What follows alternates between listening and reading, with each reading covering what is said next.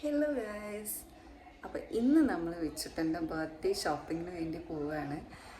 ഈ വരുന്ന വെനസ്ഡേ, അതായത് ജൂലൈ 3 വിച്ചുട്ടൻ്റെ ബർത്ത്ഡേ ആണ്, 7th ബർത്ത്ഡേ.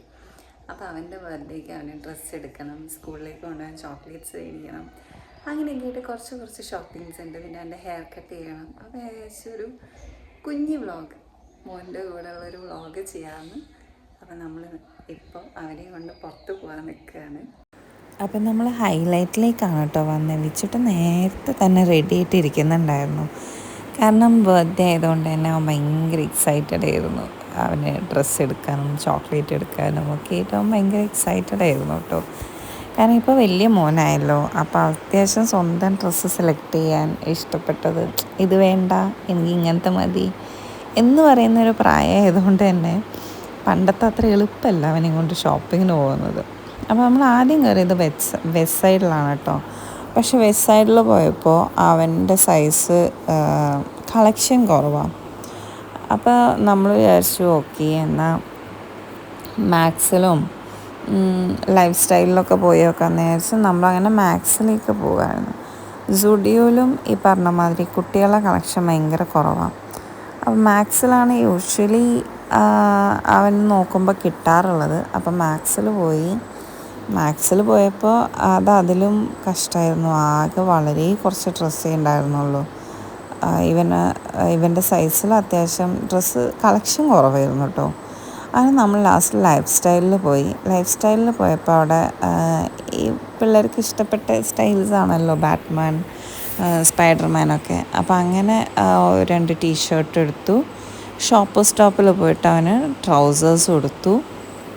അങ്ങനെ നമ്മൾ നെസ്റ്റോയിലും കയറി കുറച്ച് സാധനം വാങ്ങി ഹൈലൈറ്റിലെ പരിപാടി കഴിച്ച് പെട്ടെന്ന് ഇറങ്ങി കേട്ടോ. അത് കഴിഞ്ഞ് നമ്മൾ ആകൃതിയിൽ വന്നിട്ടാണ് അവൻ്റെ ഹെയർ കട്ട് ചെയ്യുന്നത്. സൺഡേ ആയതുകൊണ്ട് തന്നെ അധികം ഷോപ്സും തുറന്നിട്ടില്ല. അപ്പോൾ ആകൃതിയിൽ ഞാൻ ഇതിൻ്റെ മുന്നേ വന്നിട്ട് എൻ്റെ ഫേഷ്യൽ ചെയ്തിട്ടുള്ളതുകൊണ്ട് എനിക്ക് ഭയങ്കര ഇഷ്ടപ്പെട്ടിട്ടുണ്ടായിരുന്നു അവിടെ. അപ്പോൾ ഷോക്കി വെച്ചിട്ട് എൻ്റെ ഹെയർ കട്ട് അവിടെ നിന്ന് ചെയ്ത് നോക്കാമെന്ന് വിചാരിച്ച് അങ്ങനെ അവിടെ നിന്ന് നമ്മൾ ഹെയർ കട്ട് ചെയ്യാണ് കേട്ടോ.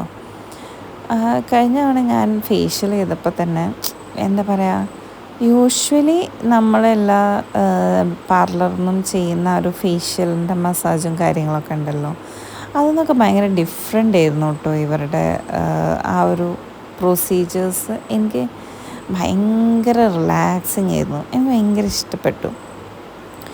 അങ്ങനെ വെച്ചിട്ടൻ എന്താ പറയുക ഭയങ്കര എക്സൈറ്റഡ് ആണ്. അവൻ്റെ ബർത്ത്ഡേ ഹെയർ കട്ടായതുകൊണ്ട് അവന് നല്ല സ്റ്റൈലിഷ് ആവണം എന്നൊക്കെ പറഞ്ഞ് അവന് ഒരുപാട് ഹെയർ കട്ട് ചെയ്ത് കളയുന്നത് ഇഷ്ടമല്ല.